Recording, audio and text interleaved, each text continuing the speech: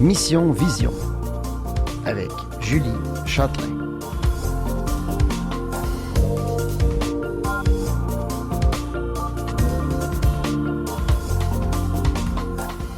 Bonjour tout le monde, ici Julie Châtelain, je suis très contente de vous retrouver pour Mission Vision. Aujourd'hui, on va avoir une belle émission bien remplie parce que je vais avoir en studio Christophe Fortier-Baudet qui a un handicap visuel qui va venir nous parler de son vécu.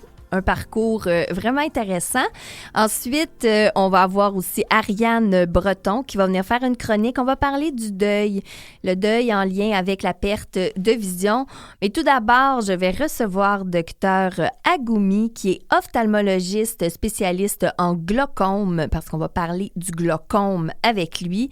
C'est une maladie qui est méconnu encore et je trouvais ça vraiment intéressant parce qu'il appelait ça même le voleur silencieux de la vue et moi-même j'ai un glaucome, alors là je me suis dit oh mon Dieu, j'ai un voleur silencieux qui dort en mes yeux. Bonjour Monsieur Agoumi. Bonjour. Comment allez-vous?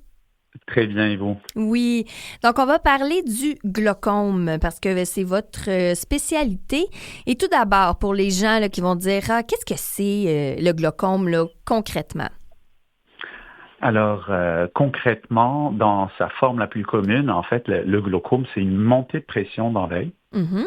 Et cette augmentation de pression va entraîner finalement des dommages au niveau du nerf optique. Okay. Alors, le nerf optique, c'est, si vous voulez, c'est un câble électrique qui relie l'œil au cerveau et qui permet de transmettre toute l'information visuelle au cerveau.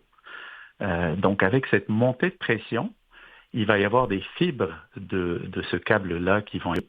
Puis, progressivement et souvent très lentement, il va y avoir une perte de la vision périphérique. Donc, une perte au niveau du champ de vision périphérique. Oui. Qui va survenir initialement. Et puis, dans les cas les plus sévères de glaucome, on peut même perdre la vision centrale et ça peut aboutir à la cécité. Parce qu'il est vraiment question d'un... On voit là, au niveau des statistiques, là, mais il y a 100 000 Québécois qui vont avoir cette maladie-là. On parle de 2 de plus de 40 ans et 10 de plus de 80 ans. Donc, on le voit, là, c'est quand même... En fait, est-ce que c'est relié à la...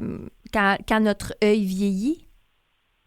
Alors, effectivement, mais bon, c'est vraiment une cause de cécité qui est très importante. C'est quand même la deuxième cause de cécité en Amérique du Nord. Okay. Et c'est vraiment une maladie qui reste encore méconnue. C'est pour ça, d'ailleurs, qu'actuellement, on a une semaine mondiale de glaucome du 9 au 15 mars. Mm-hmm. Parce que, justement, on aimerait que les gens se rendent compte que cette maladie est beaucoup plus dangereuse, puis beaucoup plus sournoise qu'il n'y paraît. Alors, comme vous l'avez dit, ça va de 2% chez les plus de 40 ans à 10% chez les plus de 80 ans.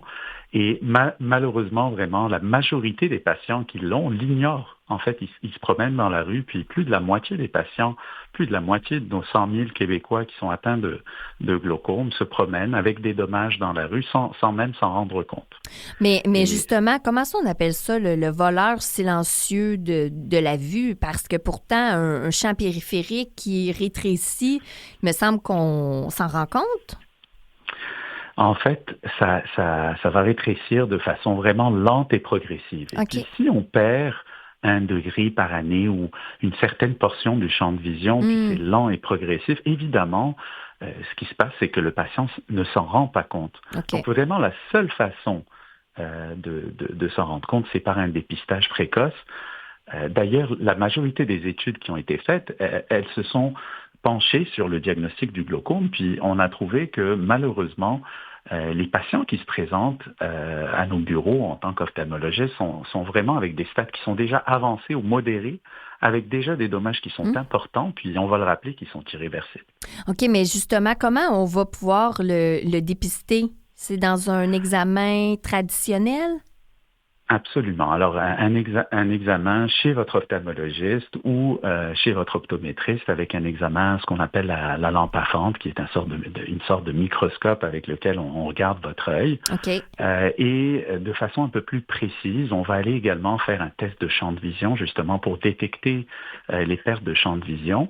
Et souvent, on va également faire une sorte de photo du nerf optique pour voir les dommages au nerf optique. OK. Donc, c'est un peu la triade, la pression qui va être prise avec votre ophtalmologiste ou votre optométriste et en même temps les tests de champ de vision et d'imagerie du nerf optique. Et quand on parle justement du fameux champ de vision, mais ça, c'est comme si ça permet de voir... Je donne un exemple. Si je parle de moi, parce que j'ai du glaucome, mais quand je fais le test du champ de vision, c'est pas... Parce que souvent, les gens vont dire « Ah, t'as combien de pourcentage de vision? » Et de ce que je me suis rendu compte, c'est pas comme ça. Moi, mon champ de vision, là, il est un peu tout tordu.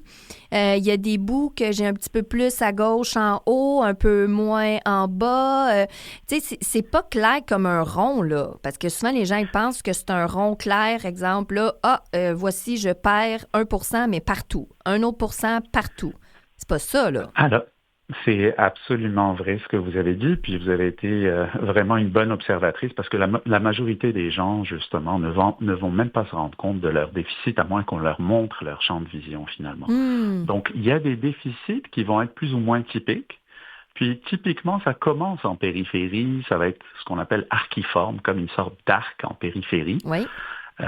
Qui va s'installer. Il y a vraiment d'un patient à l'autre, ça peut se présenter différemment, mais on va dire qu'habituellement, ça se présente en périphérie, ce qui est très difficile à détecter.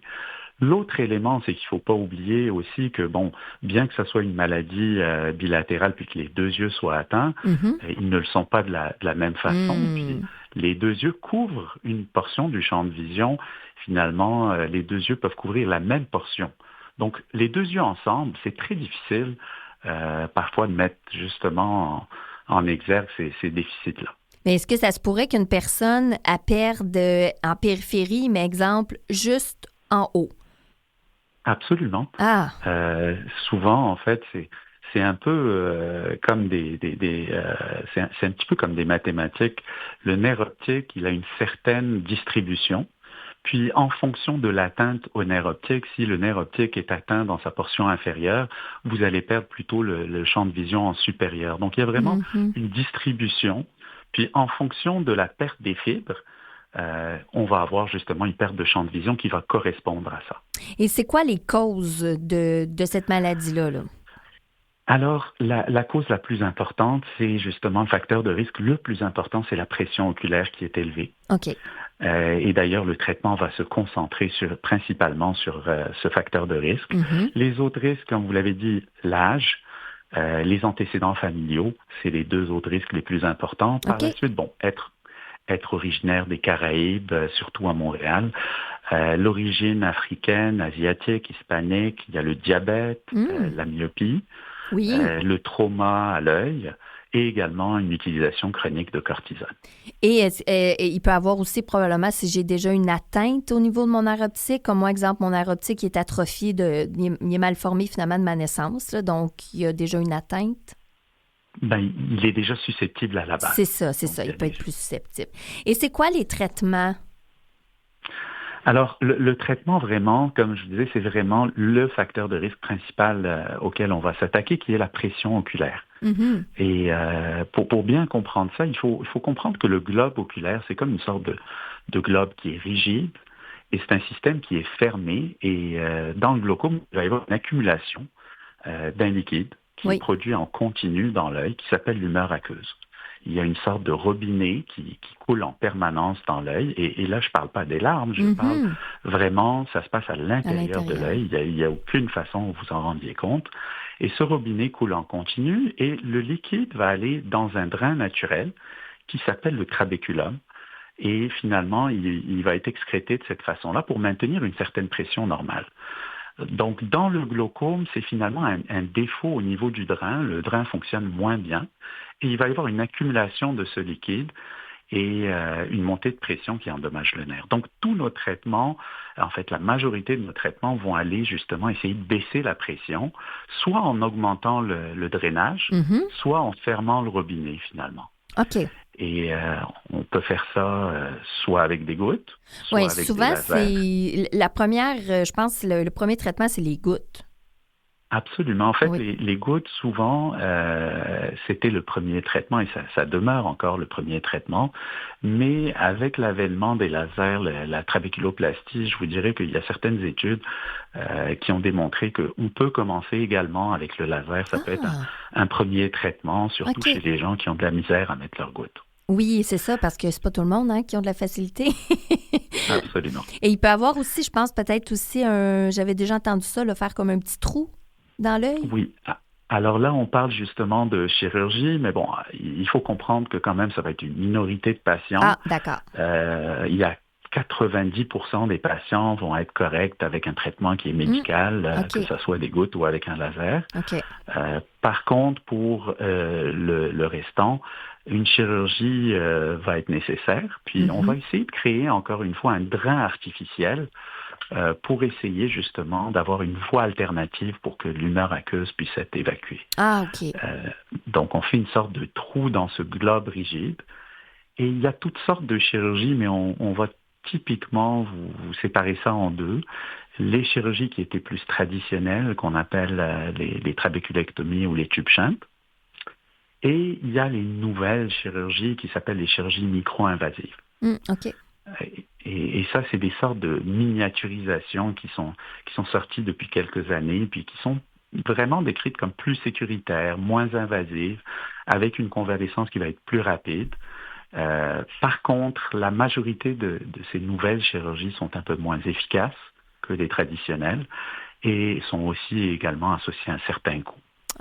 OK. Et, Un coût en termes de conséquences qu'il peut y avoir. pas vraiment, non, un Non? coût financier. Financier. Un Ah, coût OK, OK. financier, mais en termes de chirurgie, elles sont plus sécuritaires, mais il y a définitivement un coût associé à ces chirurgies-là. Puis, les études sont, bien qu'on ait de plus en plus d'études actuellement, je vous dirais qu'en termes d'études, c'est moins robuste pour l'instant que les chirurgies traditionnelles. OK, OK. Et en prévention, évidemment, ben on va voir notre ophtalmologiste, notre optométriste une fois par année? Alors, ce qu'on recommande finalement, c'est à partir de l'âge de 40 ans, tout le monde devrait aller justement voir son optométriste ou son ophtalmologiste. Puis, si tout est normal, chaque 2 ans par la suite. Ceci dit, effectivement, en fonction des facteurs de risque, votre optométriste ou votre ophtalmologiste va vous voir plus souvent. Et j'aimerais juste aussi spécifier que bien qu'on dise ça, il ne faut pas oublier que le glaucome peut survenir à n'importe quel âge. Il y a des glaucomes oui, les enfants aussi. chez les bébés, chez les enfants, il y a des glaucomes juvéniles, donc il y a toutes sortes de glaucomes. Mais on va dire dans la majorité, le terme de glaucome, le glaucome primaire qui est de loin le plus fréquent, ça va être à partir de l'âge de 40 ans qu'on suggère un dépistage. Bien, merci beaucoup, M. Agoumi, de nous amener cette petite lumière-là par rapport au glaucome et de dire que ben on peut faire quelque chose et c'est d'aller voir notre ophtalmologiste ou notre opticien, non, optométriste pour faire un bon suivi de nos yeux parce qu'ils sont précieux. Merci beaucoup, M. Agoumi. Merci à vous. Merci, bonne journée. Bonne journée. Merci. Et là, on va poursuivre en chronique avec Ariane Breton. Et Ariane Breton va venir nous visiter comme ça, par-ci, par-là. Et elle va venir mettre sa petite touche de santé, parce qu'elle travaille beaucoup au niveau de la santé. Donc, sa chronique, c'est en santé simplement, mais tout avec une certaine sensibilisation qu'elle va nous amener. Donc, on va pouvoir en parler avec elle tout de suite après la pause.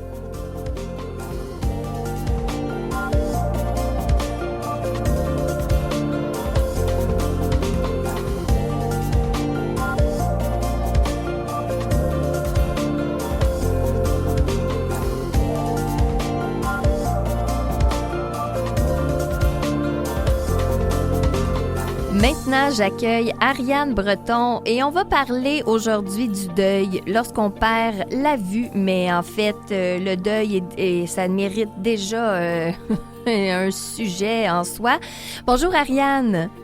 Salut Julie, merci. Oui, effectivement, le deuil, c'est un gros sujet. Fait que là, on va aborder une petite partie, mais oui, ça peut faire partie d'une longue discussion. Oh oui, vraiment. Et on va en parler un peu là, mais on va pouvoir en parler de long en large parce qu'il y a tellement de choses à dire par rapport au deuil. Et là, aujourd'hui, on va parler spécifiquement lorsqu'on perd la vue, parce que dans le fond, il y a autant lorsqu'on perd la vue et lorsqu'on est en train de perdre la vue. Et je pense que les gens qui se retrouvent dans cette situation-là sont confrontés au deuil d'une façon qu'on est moins habitué d'entendre. Oui, vraiment. Puis ça dépend des personnes aussi, parce qu'il y a une certaine forme de résilience. On n'est pas tous au même endroit non plus. Il y a une capacité d'adaptation, on n'est pas tous au même endroit non plus. Donc, moi, quand on s'est parlé ensemble, c'était le premier sujet que je voulais qu'on aborde parce que le deuil fait partie, oui, de ceux qui perdent, mais que ce soit graduel, que ce soit subi suite à un accident, etc. Donc, c'était un des sujets les plus pertinents pour moi qu'on aborde. Toi, est-ce que tu le connais, le cycle du deuil en tant que tel, qui est inspiré du modèle? En fait, c'est Kubler-Ross. Je ne sais pas si je le dis bien, mais c'est le modèle, en fait, là, que vous pouvy retrouver en ligne. Les fameuses étapes. Hein? Oui, c'est exactement. Ça. Oui, oui, parce que comme je suis intervenante, je les ai appris, les fameuses étapes. Mais finalement, après ça, dans le concret, je me suis rendu compte que c'est pas étape 1, 2, 3, 4, 5 et la finalité est l'acceptation. C'est pas simple comme ça. Non, puis tu as raison. Puis souvent, quand on regarde les images en ligne du cycle, du deuil, c'est vraiment une courbe que ça part du début, on va à la baisse, puis on remonte. Puis c'est comme si c'était un peu linéaire, puis que tout le monde, ça devait être de cette façon-là. Mais non, en fait, chaque personne, puis tu l'as bien dit, parce que ce cycle-là, en fait, c'est par rapport à la perte de la vue, c'est que tu perds pas juste la vue, tu perds des repères, tu perds des habitudes, tu perds des rêves. Donc là, c'est tout ça que je veux qu'on aborde ensemble parce que le deuil, c'est pas juste la difficulté à se déplacer là, par la suite, c'est vraiment l'adaptation complète. Oui, exact. Puis dans le fond, c'est à partir du moment, il y a beaucoup de gens qui pensent que le cycle du deuil, c'est juste quand on perd un être cher, mais pas du tout. Je veux dire, le deuil, on peut le vivre au quotidien pour beaucoup de choses. Oh oui, c'est ça exactement. Juste de dire, tout d'un coup, je suis plus capable de lire un livre. Exact. C'est une adaptation. C'est une adaptation. Parce que si on regarde l'image, c'est vraiment, on y va de cette façon-là. Le premier point, puis il y a souvent plusieurs versions là, en ligne là, sur Internet du cycle. Donc là, moi, je suis allée avec ma version que j'avais, mais ça se peut que les termes varient et l'ordre varie. Mais souvent, au départ, il y a toujours le déni. Donc, la personne va se dire, non, ça ne peut pas m'arriver, je vais retrouver ma vue, ça va passer. C'est un peu une phase de protection. Parce que le déni en soi, c'est un mécanisme de défense de ton cerveau automatique qui fait comme non, je vis une menace, je suis en danger, je dois me protéger. Oui. Donc, le déni, souvent, c'est une des meilleures façons de le faire. Oui, puis on peut rester très longtemps dans le déni. Oui. Exactement. Oui, parce que, je veux dire, le cycle du deuil, c'est pas une journée, puis on passe à l'autre, puis let's go, ça peut être de voir des mois, des années, là. Oui, puis c'est ça, c'est comme si, OK, alors je commence mon déni, je regarde la montre et demain matin, je change d'étape. C'est vraiment pas comme ça, parce qu'en plus, quand t'es dans le déni, t'es même pas conscient que t'es dans le déni.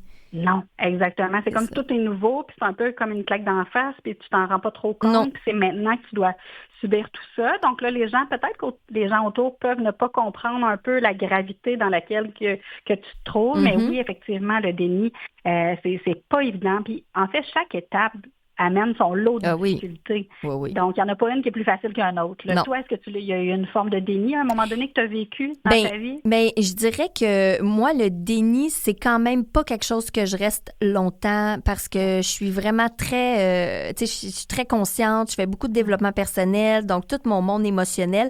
Fait que moi, le déni, souvent, celle-là, je la passe assez vite. Ben génial. Puis tu as cette résilience-là, puis cette capacité d'adaptation-là, comme on l'a dit. C'est Mais ça. ensuite, la deuxième étape, c'est la colère. C'est ça. Ça, c'est autre chose. Exact. C'est pourquoi moi? Pourquoi tout à coup, c'est moi que ça arrive? Pourquoi je passais de mon sens de la vie? Puis j'en avais besoin. Puis ça, c'est pas évident. Fait que là, tu réagis parce que toi, c'est plus là que ça a passé.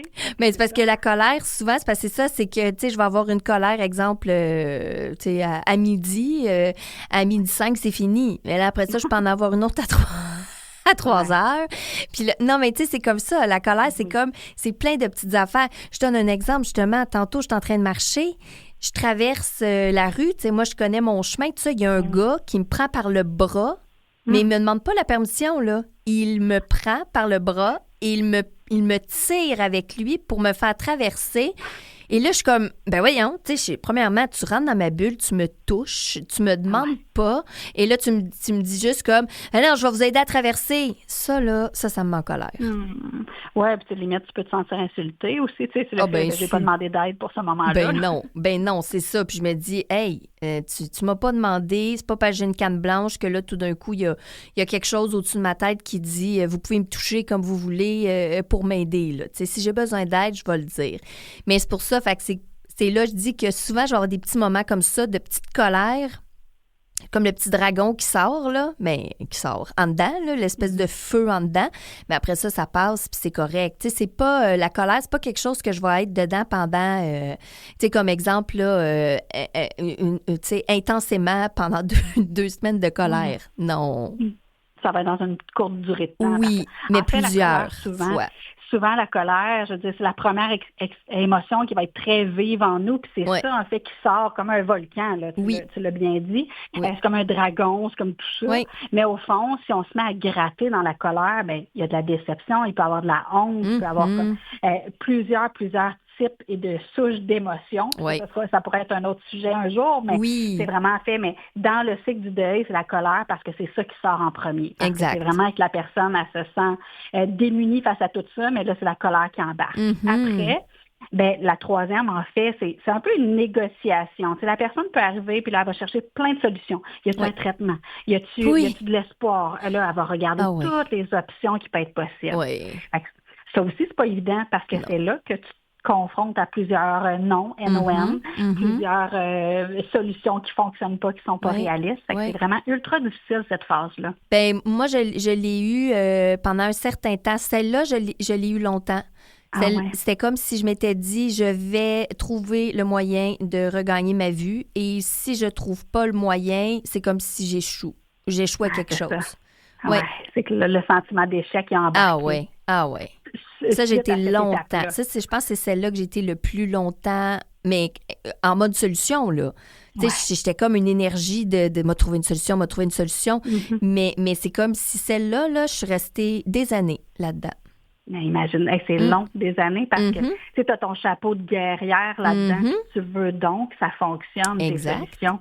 Fait qu'après ça, ben c'est sûr que l'étape d'après, c'est une dépression, c'est une tristesse qui va être là intensément, puis tu l'as vécu. Ceux-là, ils ont été une après l'autre, exactement. Imagine. Ben, c'est ça qui est le plus difficile, parce que quand tu tombes dans ce volet-là de dépression, plus de tristesse, vraiment plus au fond du baril, comme on dit, mais c'est là, en fait, que tu perds tout espoir, puis des fois, le goût à la vie, c'est quoi la suite ensuite? Je peux plus voir. Donc, qu'est-ce qui va m'arriver? Exact. Donc, là, généralement, ça peut durer très longtemps, cette période-là. Oui. Vraiment. Puis ensuite, ben, tu l'as dit tantôt, mais il y a l'acceptation. C'est que tu arrives au bout de ce cycle-là. C'est comme, ben, c'est pas facile, mais tu fais comme, bon, ben là, il faut que j'apprenne à vivre autrement, me trouver des solutions. Mais je pense que, sincèrement, puis tu me diras ce que tu en penses, mais cette acceptation-là peut être momentanée aussi. Une journée, ça peut être ça, mais le lendemain, tu retombes en arrière dans la tristesse. Là. Ben non, mais c'est ça, c'est exactement ça. C'est pour ça que moi, c'est là qu'à un moment donné, j'ai comme un peu lâché prise avec ça, parce que je me suis dit, non, mais l'acceptation, là, c'est pas comme, bravo, t'es arrivé à la ligne d'arrivée, maintenant tu acceptes. Donc, comme tu acceptes, ben tu n'auras plus jamais des états d'âme en lien avec la perte de vision. Fait qu'on dirait que tout d'un coup, je me suis dit, ben l'acceptation, c'est ça. Tu sais, moi, en ce moment, aujourd'hui, là, je te parle, je suis dans l'acceptation, je suis heureuse, ça va bien ma vie, mais c'est ça se peut que tantôt, je revienne chez nous, il se passe quelque chose, puis j'ai envie de pleurer. Définitivement. Puis je pense que c'est important, peu importe la situation des gens qui nous écoutent, mais si vous vivez un deuil, ben c'est important de comprendre que c'est pas un cycle linéaire ou même, je veux dire, en cercle, puis là, comme let's go, de reculer de 10 pas, d'avancer de 13, de reculer de 2. Fait que c'est vraiment ça, puis ça, c'est dans toutes tes sphères de vie. Ça se peut que toi, au travail, tu sois plus dans l'acceptation. Puis là, let's go, je mène de front des projets, mais là, tu arrives dans ta vie amoureuse, soit dans la colère ou dans la tristesse. C'est ça. Tout dépend des cycles aussi de la vie dans lequel que tu te trouves en ce moment. Puis ça, je trouve ça super important que tu le dises, parce que c'est comme si, encore là, l'acceptation, on a l'impression que là, ben ça va bien aller, mais comme partout. Alors que, Exact. ben non, pas du tout. Là. Tu sais, des fois, tu dis, hey, oui, c'est vrai, ça va vraiment bien au travail, mais j'avoue que relation amoureuse, whoopidou, tu sais, il y a un petit défi ici. Là. Je suis encore plus dans telle émotion que par rapport, exemple, dans une autre sphère. Fait que c'est comme si finalement, l'acceptation, c'est de dire on vise ça. En fait, l'acceptation pour moi, c'est vraiment plus comme l'accueil. Tu sais, c'est d'être vraiment dans OK, c'est correct, là. Tu sais, mettons, dans ma journée, là, mon pourcentage dans ma journée, je suis-tu malheureuse? Non, je suis heureuse. J'aime ma vie. Parfait. Je me dis, ben, je suis comme dans l'acceptation. Après ça, ben, ça fait quand même que si demain matin, j'ai un choc qu'on me dit, ben, Julie, tu vas te faire opérer parce que là, ben, tu es en train de devenir aveugle, c'est sûr que je repars la boucle. Là, je suis pas dans l'acceptation. Mais je pense que plus on fréquente l'acceptation souvent, plus on va rebondir vite. Oui, puis c'est important dans cette phase, peu importe dans quelle phase, mais la phase d'acceptation ou de l'accueil, comme tu le nommes, je pense que c'est important aussi de se fixer aux objectifs. En fait, c'est que ça va aller jouer sur l'estime de soi. Donc, c'est vraiment important jour après jour.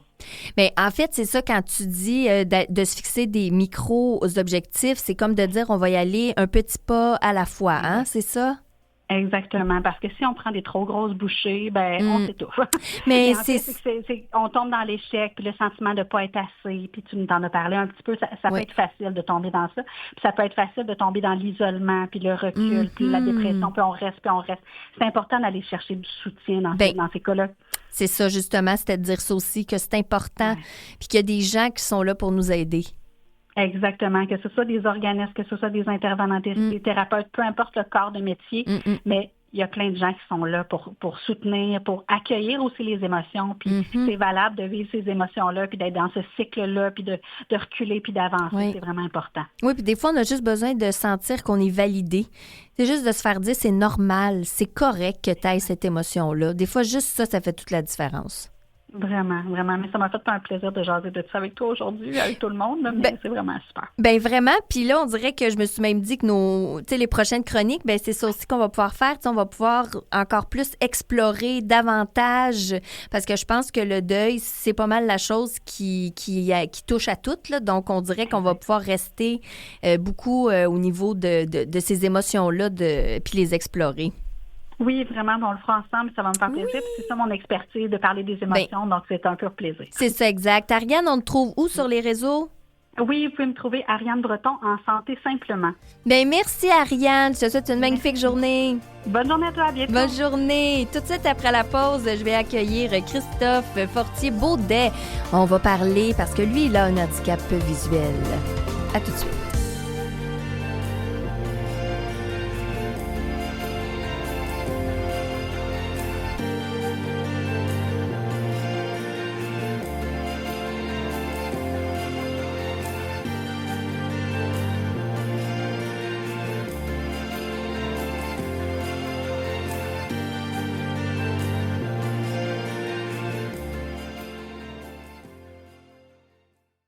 Vous écoutez Mission Vision avec Julie Châtelain. Maintenant, j'accueille Christophe Fortier-Baudet qui est en studio avec moi. Allô, Christophe? Bonjour, Julie. Comment vas-tu? Ça va très bien. Bien, je suis vraiment contente parce que là, on va parler de Christophe, qui a un handicap visuel, parce que j'essaie tout le temps d'avoir des invités qui ont un handicap visuel pour parler finalement un petit peu plus de leur parcours, de voir c'est quoi avoir un handicap visuel, parce qu'il n'y en a pas un qui est pareil. Et toi, Christophe, c'est de naissance, ton handicap. Exactement. Dans le fond, c'est une atrophie du nerf optique et j'ai un bon champ de vision de l'œil gauche. Exemple, je vois là, que tu étais bien en blanc, par exemple. Ah oui? Oui. Ça, je peux, mais par contre, je vois pas les détails. Je pourrais pas te reconnaître sur la rue. Non. Puis, mon œil droit, je ne vois pas du tout. Donc, je vois pas du tout. Mais là, comme c'est une atrophie du nerf optique, c'est pour ça que je trouve ça quand même... parce que j'aime ça. Moi aussi, j'en apprends plein sur l'handicap. Moi-même qui en a un, mais j'ai une atrophie des nerfs optiques. Là, moi aussi, mes nerfs optiques sont atrophiés de naissance. Se sont mal développés. Mais moi, ça a provoqué certaines maladies. Toi, non, c'est pas la même chose. Toi, tu m'as pas rajouté en plus que tu avais d'autres maladies. Non. Non, parce que dans le fond, mon nerf, il n'a jamais... c'est comme s'il n'a jamais existé, dans le fond. OK. Alors, c'est comme s'il n'est pas assez développé. Oui, probablement que c'est ça, là, puis il n'y a pas d'hérédité. Je suis le seul de la famille qui a ça, donc on n'a jamais vraiment là, trouvé la cause de ça. Mais c'est parce que quand c'est un nerf optique qui est atrophié, dans le fond, c'est comme une malformation. C'est ça. Alors non, ça, c'est pas héréditaire. C'est pour ça que moi, même chose, il n'y a pas d'hérédité dans ma famille. Et même après ça, si j'ai développé d'autres maladies, bien, souvent, ils vont dire, ah oui, bien là, OK, du glaucome, il y en a dans la famille. Ben non, moi, il n'y en a pas dans la famille parce que c'est mon nerf optique au départ. Donc, c'est comme si j'étais née avec un bras atrophié. Là. C'est donc, ça. c'est la même chose. C'est ça, exactement. OK, donc ça veut dire que toi, à la naissance, est-ce que déjà tu avais la vue que tu nous dis là? Est-ce que c'était... Oui. OK, toi, c'est pas dégénératif. Non. OK. Non, ça a toujours été comme ça. OK. Il n'y a pas eu d'évolution. OK, donc t'es né, t'avais déjà l'œil gauche que tu voyais un peu et le droit, pas du tout. Oui. Donc, tu t'es développé toute ta jeunesse, finalement, avec cette condition-là. Exactement. OK, puis ça s'est passé comment? Là? Si on remonte justement quand tu es petit dans ta famille, parce que là, c'est pas héréditaire, donc tu es le seul qui a un handicap visuel. Si tu es à l'aise juste comme ça, mais t'as quel âge? Moi, j'ai 54 ans, je vais avoir 55 ans au mois de mai. OK. Donc, aussi, au niveau de l'époque, il y a peut-être des choses qui n'étaient pas encore su tant que ça au niveau de l'handicap visuel? Non, effectivement. OK. Puis, donc, c'est sûr qu'il y avait une curiosité, même dans la famille. Ça a été... c'est pas que ça a été dur à accepter, là. Au contraire, moi, j'ai eu de très bons parents. Ils m'ont laissé faire beaucoup de choses. Mm-hmm. Mais c'est sûr que, dans le secteur où j'étais, moi, j'allais dans les terrains de jeu quand j'étais jeune. Ouais. J'étais dans les camps de vacances. Donc, il y avait un aspect j'étais le seul aveugle, le seul handicapé visuel qui était là. Donc, vraiment... on peut dire que j'étais quasiment une attraction. Il y en a d'autres qui se demandaient, ils n'étaient pas nécessairement à l'aise avec moi. Ouais. Donc, c'est sûr qu'il y avait... j'ai vécu ça aussi. Mais je pense que ça a forgé ma personnalité, tout ça, là. Mm-hmm. Mais de là, pourquoi tu parles de curiosité, comme si finalement tu deviens presque un animal de cirque. Il y a des gens qui sont comme fascinés par « Oh! » Puis il y en a d'autres qui font « Oh, je suis pas sûre, j'ai peut-être un peu de résistance là, avec cette bébite-là. » Exactement. C'est un peu ça. Quand on a un handicap visuel, il y a des choses qu'on fait pas de la même façon. Bien, c'est sûr. Puis, c'est sûr que moi, je suis allé à l'école spécialisée quand j'étais jeune. T'es de quel coin? Moi, je suis né à Québec, mais assez jeune, à 4 ans, on est déménagé sur la Rive-Sud, donc secteur Saint-Nicolas, le Lévis, secteur Saint-Nicolas maintenant. Est-ce que ça veut dire que tu allais à l'école Jacques Ouellet? En fait, moi, je suis allé à l'école qui était spécialisée Saint-Vincent. Okay. Donc, on était un petit groupe d'handicapés visuels, là, très tissé serré. Alors, moi, je voyageais de Saint-Nicolas à Charlebourg. Je faisais 3/4 d'heure d'autobus. OK. Puis, moi, ça a été une belle période, Saint-Vincent, là, de la maternelle jusqu'en 4e année. Ah oui? Après ça, il y a eu un déménagement, là, puis ça a été un peu plus dur. Puis, on est allé à l'école Saint-Charles parce que Saint-Vincent a dû fermer. OK. Puis là, l'affaire, c'est que... Saint-Charles, c'était une école adaptée? Oui, spécialisée aussi. Okay. Malheureusement, on nous a aussi incorporé des gens qui avaient des difficultés, des troubles d'apprentissage. Donc, ils n'étaient pas dans nos classes, mais on les voyait dans le cours de récréation. Donc, c'était difficile là, comme milieu. Mais parallèlement à ça, j'ai fait une expérience d'intégration une fois par semaine. Pendant le milieu de l'année, là, en 5e année, je suis allé à l'école régulière à Saint-Nicolas. Pendant peut-être... j'étais une fois par semaine, puis après ça a été comme 2 fois par semaine, 3 fois. Ça, c'était le fun parce que j'étais dans mon milieu, j'ai rencontré du monde de mon milieu. Mais malheureusement, j'étais un précurseur. Alors, il n'y avait pas de toute l'adaptation du braille, puis tout ça. C'était pas... l'informatique n'était pas avancée comme c'est là. Mm-hmm. Donc, ceux qui ont fait l'expérience plusieurs années après, 4-5 ans après, eux autres ont vraiment réussi.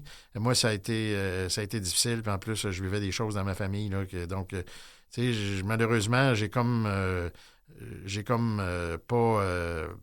pas été le bon candidat. Ou en tout cas, la période n'était pas propice. Mais je suis quand même bien content d'avoir fait. Ça m'a ça m'a appris beaucoup. Mais ça veut dire que tu as fait un parcours, une partie avec une école adaptée ou est-ce que là, tu es avec des jeunes qui ont un handicap visuel comme toi? Et ensuite, tu te retrouves que là, tu es intégré, donc avec des enfants qui ont une fois ou 2 par semaine. C'est ça. Ça aussi, c'était spécial parce que je retournais à mon école spécialisée le reste de la semaine. Mais le jeudi, j'étais à l'école à Saint-Nicolas. Ah oui, hein? Donc, c'était comme un peu... Académiquement, c'était assez spécial, là. Parce qu'évidemment, on n'était pas dans le même... c'était pas toujours les mêmes programmes. Par contre, ça m'a appris à faire du travail d'équipe. J'ai compris un peu plus la dynamique de ce côté-là. Donc, parce que, tu sais, justement, avec les écoles, tu sais, qu'on peut voir un peu plus adaptées ou l'intégration, là, tu sais, il y en a qui veulent vraiment, tu sais, ils focusent sur l'intégration.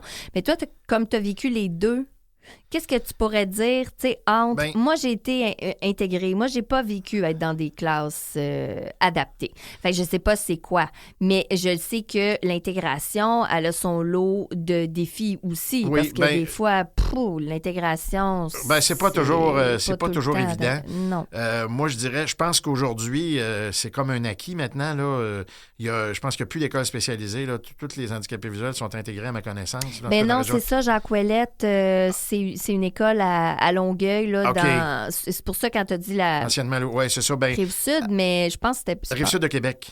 Ah, bon, OK, c'est ça. Non, nous, c'est Rive-Sud de Montréal, mais c'est ça. Oui, il y a Jacques Ouellette qui est une école... En tout cas, c'est peut-être une des rares au Québec, mais je sais que dans la région, il n'y en a plus. Oui, à régional, là, donc c'est vraiment des enfants de partout. C'est là, ça. Donc qui vont là. Probablement que ça doit être plus facile maintenant, mais à mon époque, je dirais que c'était pas évident. Je pense que c'était mieux de nous garder dans nos écoles spécialisées. Là, ça, je parle en 81. Là. Oui. Mais évidemment, là, aujourd'hui, le contexte a changé, donc je pourrais pas dire, mais pour mon époque, là, c'était mieux où j'étais. Puis après ça, j'ai continué à la polyvalente de Charlebourg, qui était une grosse polyvalente, mais qui avait des services spécialisés pour handicapés visuels. OK. Mais là, on avait des cours intégrés à partir de secondaire 3. Donc, on avait, à part les maths et l'anglais, puis quelques autres cours, là, l'éducation physique qui n'étaient pas intégrés, la plupart des autres cours, là, que ce soit enseignement moral, religieux, le français était intégré. Dans des classes régulières. Dans des classes régulières. Donc, on avait quand même... Puis, donc, c'était quand même intéressant là, de vivre les deux milieux à ce moment-là aussi. Donc, la fin de ton secondaire, tu l'as vécu avec une intégration aussi. Oui, mais dans la région de Charlebourg, par contre. Qui n'était pas ma région où je reste, là, mais c'était quand même... mais une polyvalente. Oui, qui avait un département spécialisé pour handicapés visuels, mais on pouvait avoir des cours intégrés au travail. Mais une grosse école, là. C'était une école de 2000 quelques, d'ailleurs. Oui. Puis ça, moi, j'étais réfractaire au début à avoir une canne blanche. J'avais pas de canne.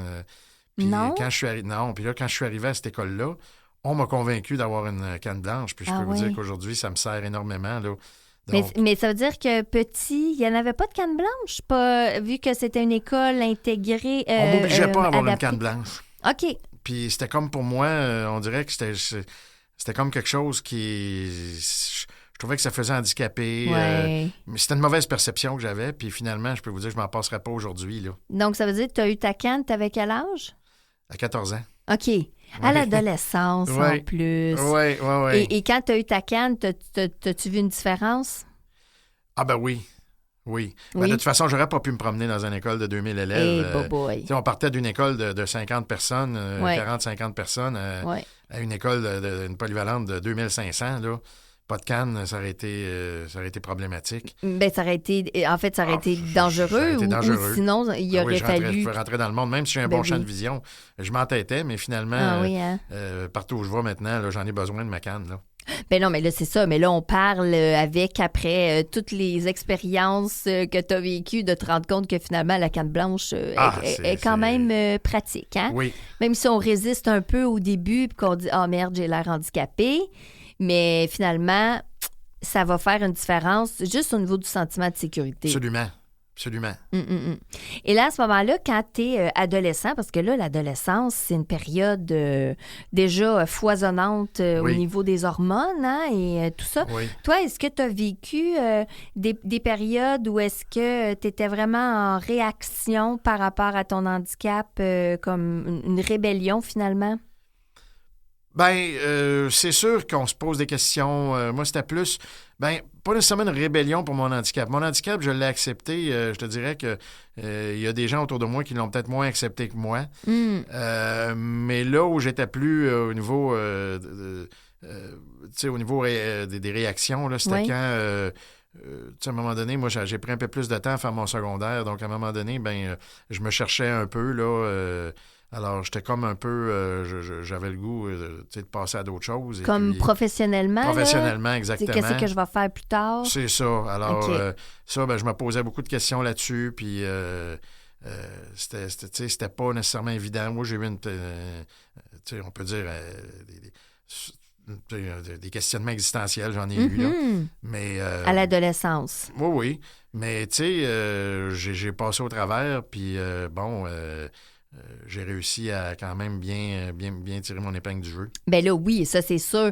Mais moi, je fais juste me mettre... Mais c'est parce qu'en même temps, c'est pas pareil parce que c'est pas dégénératif. Je pense quand même qu'il y a une différence entre... Probablement que si j'avais... c'est ça. Parce que probablement que si je perdais ce que j'ai comme vision, probablement que j'aurais bien de la misère à l'accepter. Mais c'est ça. Parce qu'il faudrait que je réapprenne tout. Oui, c'est pour ça. C'est là que je dis ça. Ça veut dire que là, à 14 ans, ça fait comme 14 ans finalement que tu as la même vision. C'est ça. Donc, veux pas, t'en as des points de repère, là. Exactement. Puis, tu sais, toi, quand t'es jeune, est-ce que tu fais du sport? Est-ce que t'es plus dans j'essaye, je veux faire des choses ou je le fais pas, on me dit que j'y arriverai pas, moi, j'ai peur, j'ai été... là-dessus, oui, parce que j'ai eu des bons parents qui m'ont fait essayer beaucoup de choses. OK. J'ai fait du ski alpin. J'ai fait même un peu de compétition parce que j'ai eu un accident à un moment donné en ski alpin. Je me suis cassé une jambe. Et puis là, à un moment donné, pour quelques années après, pour essayer de vaincre ma peur, j'ai fait un peu de compétition. J'en ai refait. Sauf que j'ai arrêté à un moment donné là, parce que là, ça commençait, les planches à neige commençaient à être dans les pistes. Puis là, c'était plus difficile. Là. OK, mais dans le fond, tu faisais du ski avec un guide. Avec un guide. Avec un guide, exactement. Wow. J'ai fait ça. J'ai fait du bicycle. J'ai fait... du bicycle, du tandem? Non, du bicycle. Du vélo, Du là? vélo, oui. Okay. C'est sûr que moi, je n'étais pas dans une rue passante. On était en campagne. Oui, mais quand même. Mais oui, exactement. OK. J'ai fait aussi un peu de patin. J'ai même essayé de faire du hockey. Mais ça n'a pas été un grand succès.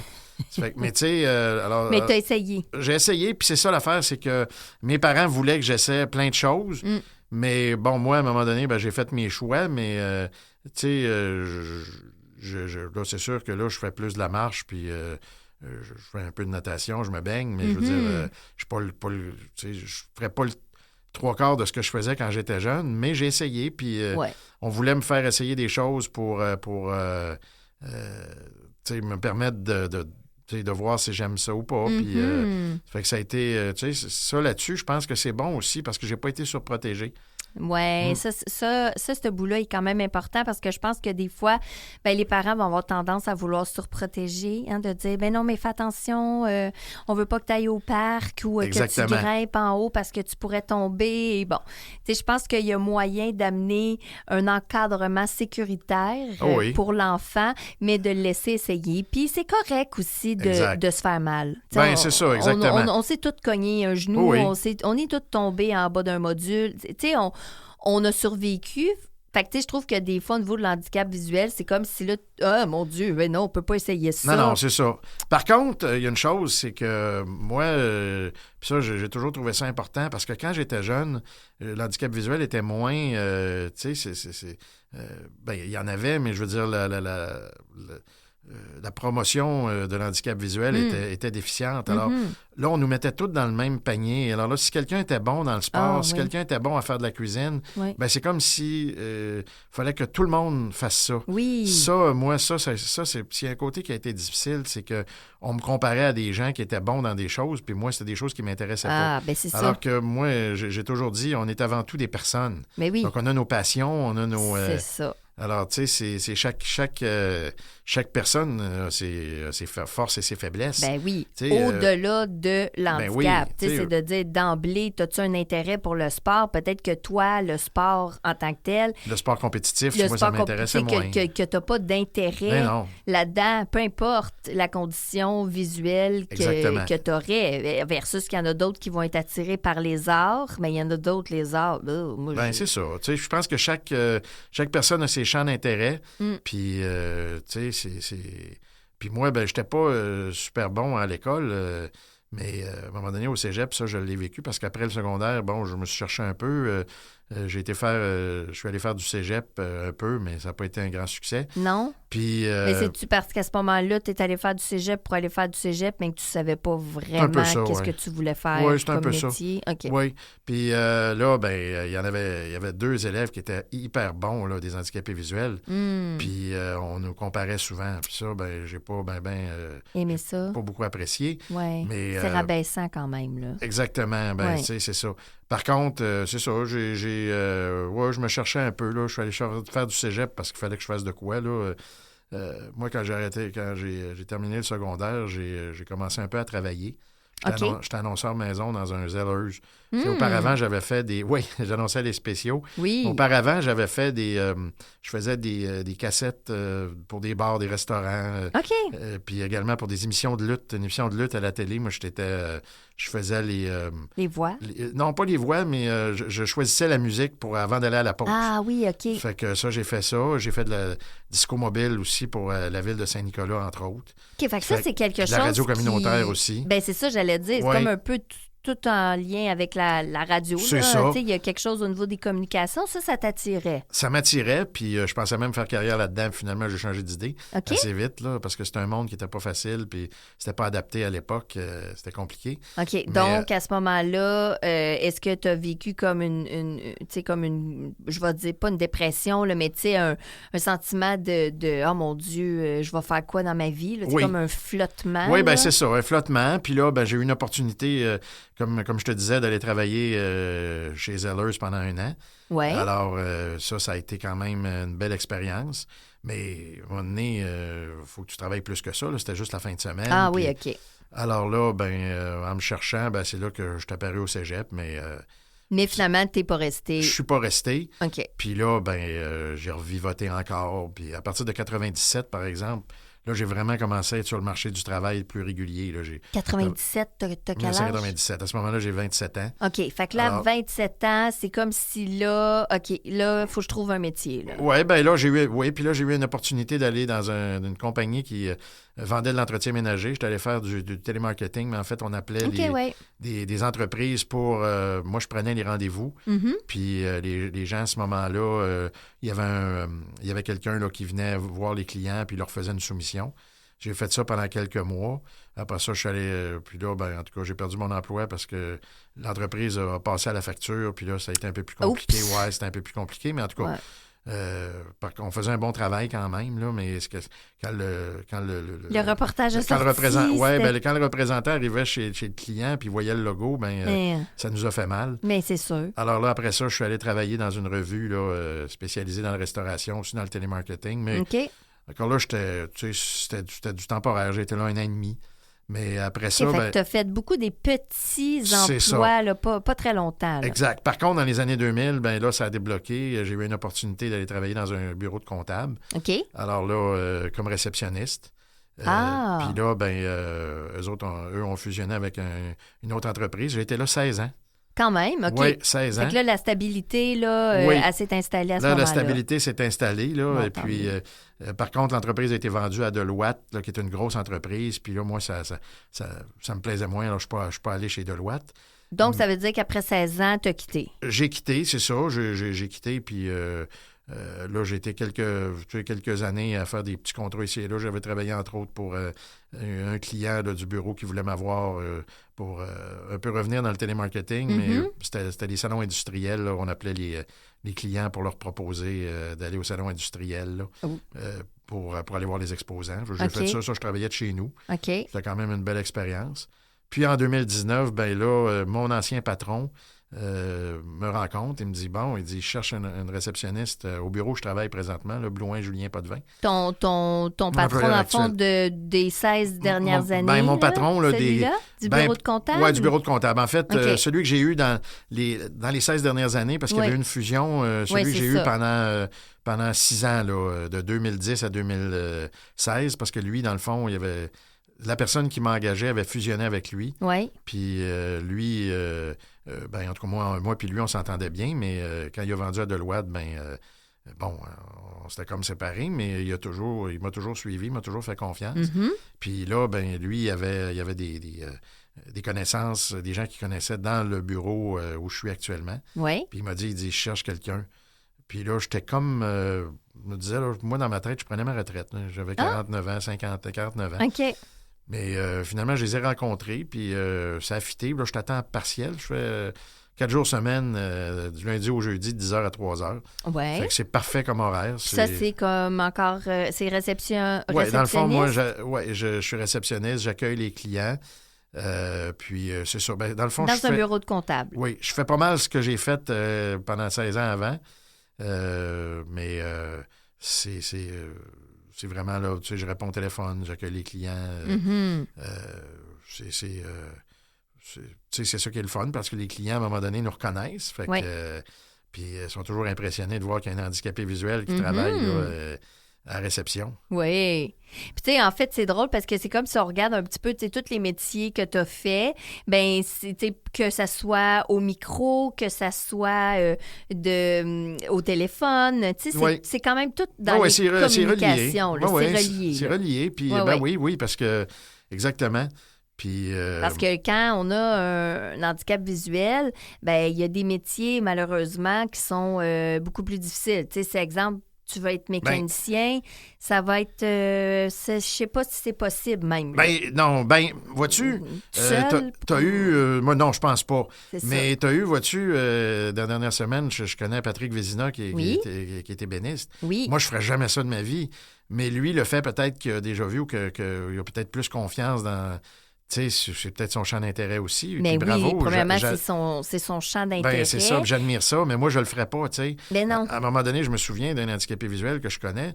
Il me dit, il dit en entrevue dans un média qu'il coupe les arbres chez eux, il coupe des arbres, tu sais. Mais c'est un gars qui a déjà vu, il a une facilité. Ah, c'est ça. Moi, faut pas que tu me mettes avec une scie à chaîne, je vais être dangereux. Oui.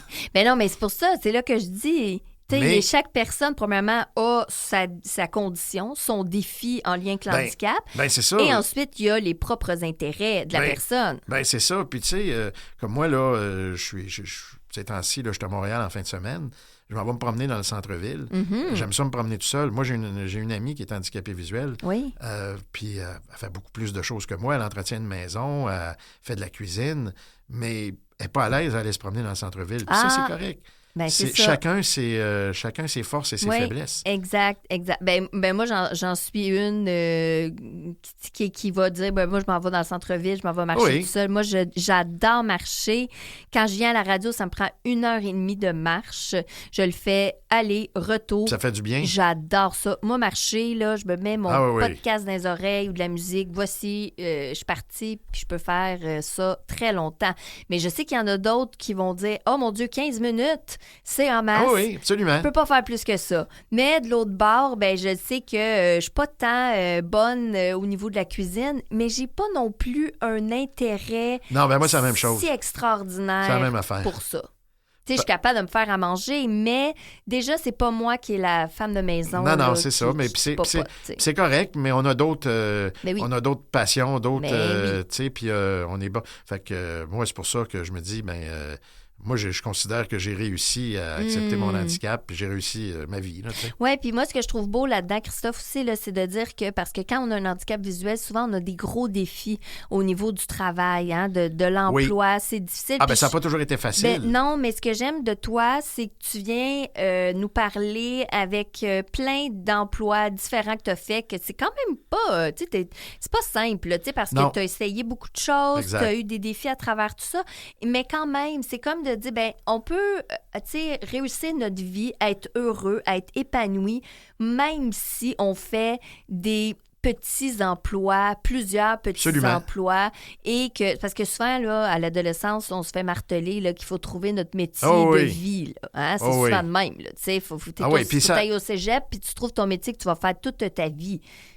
Bien, je trouve que toi, c'est intéressant parce que tu as amené ça aussi de dire, moi, en fait, finalement, je ne savais pas. Puis de fil en aiguille, une chose a amené à l'autre. Et finalement, à 55 ans, je peux dire que je suis heureux et que j'ai une belle vie. Absolument. Puis, je l'apprécie. Puis, tu sais, c'est vraiment le fun parce que je me dis, ça n'a pas toujours été facile, le marché du travail pour les handicapés visuels. C'est ça. Je considère que j'ai réussi à bien m'en sortir. Et je te souhaite quoi pour la suite? J'ai de la continuité, je pense. OK. Mais mettons, là, rêve, là. C'est sûr qu'éventuellement, je vais prendre ma retraite, je vais faire plus de voyages. Des voyages de sport, moi, j'aime ça. Des voyages de sport au Canada, aux États-Unis. Là, comme là, je m'en vais aux Blue Jays dans un mois. Ah oui! Ça fait que ça, je voudrais en faire de plus en plus. OK. Alors, ça, c'est mon souhait là, de prendre du temps pour voyager. Tu sais, j'ai voyagé, je vais en Floride régulièrement, tout ça. Oui. Mais de prendre encore plus de temps pour ça, c'est sûr que si j'ai un souhait, ça serait ça. Je te souhaite plein de voyages puis une belle retraite éventuellement, Christophe. Merci de l'invitation, c'est apprécié. Un immense plaisir de t'accueillir. Et moi, c'est la fin de cette belle émission. Je suis remplie. J'ai eu 3 beaux invités. Je rappelle Ariane Breton, vous pouvez la retrouver sur son site Internet, En Santé Simplement. On a parlé du deuil. Monsieur Agoumi, qui est ophtalmologiste, nous a parlé du glaucome. On s'en va faire vérifier nos yeux. On fait ça, on met ça sur notre liste, on prend soin de nos yeux. Et puis moi, je remercie Mathieu Tessier à la mise en onde. Puis on se retrouve la semaine prochaine pour une autre Mission Vision. Bye bye tout le monde!